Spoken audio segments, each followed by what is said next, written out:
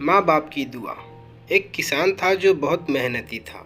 वो अपने खेतों में पूरे जी जान से काम करता था। उसे अपनी मेहनत का फल भी मिलता था। हर बार उसकी फसल दूसरे किसानों से बेहतर होती थी।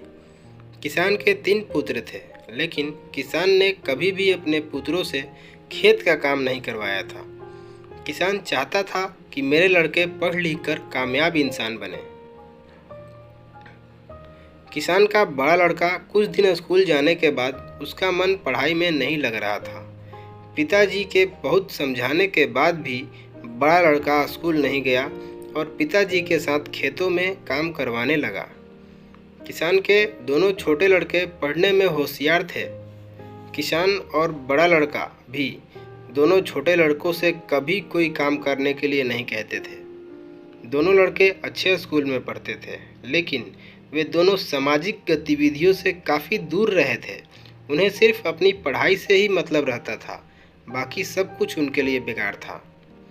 समय बीतता गया। दोनों छोटे लड़के पढ़ लिख कर अच्छी नौकरी करने लगे। दोनों अलग अलग शहर में नौकरी करते थे। वे दोनों अपने पिताजी के पास कई महीने में आते थे।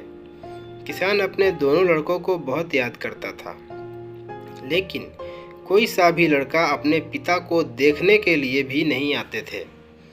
किसान अपने दोनों छोटे लड़कों की याद में दिन प्रतिदिन कमज़ोर होता जा रहा था। उधर दोनों छोटे लड़कों ने अपने लिए शहर में ही अलग अलग मकान ले लिया था और अपनी मर्जी से अपने पिताजी को बताए बिना शादी भी कर ली थी। अब वे अपने पिताजी के पास जाते ही नहीं थे। उन्हें गांव में जाना पसंद नहीं था। वे दोनों भूल चुके थे कि वे गांव में ही खेल कूद कर बड़े हुए। किसान का बड़ा लड़का अपने पिताजी की बहुत सेवा करता था। वह पढ़ा लिखा नहीं था, लेकिन अपने कर्तव्यों को बखूबी जानता था। उसने अपने भाई के लिए कभी कुछ गलत नहीं कहा। कुछ दिनों के बाद किसान की मृत्यु हो जाती है, लेकिन मृत्यु से पहले वह अपने पुत्रों के लिए एक वसीयत के नाम पर 3 पत्र छोड़ जाता है।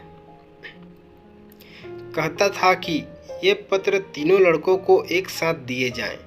यह खबर किसान के दोनों छोटे लड़कों तक भी पहुंच गई।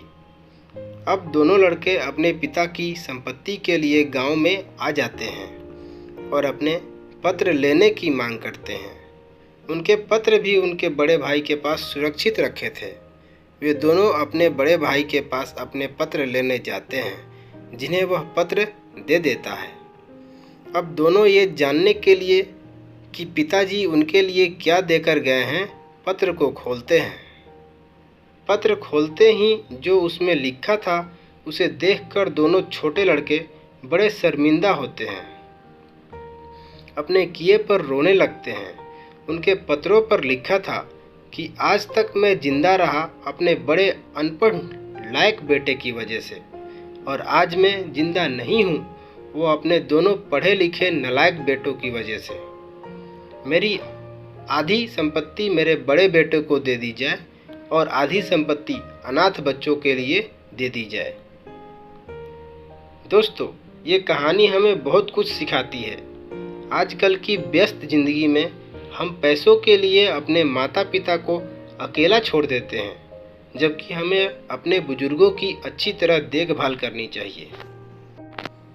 दोस्तों, हमारी यह कहानी अच्छी लगी तो वीडियो को लाइक करें और भी मज़ेदार कहानियाँ सुनने के लिए हमारे चैनल को सब्सक्राइब करके बेल आइकन को ज़रूर दबाएं।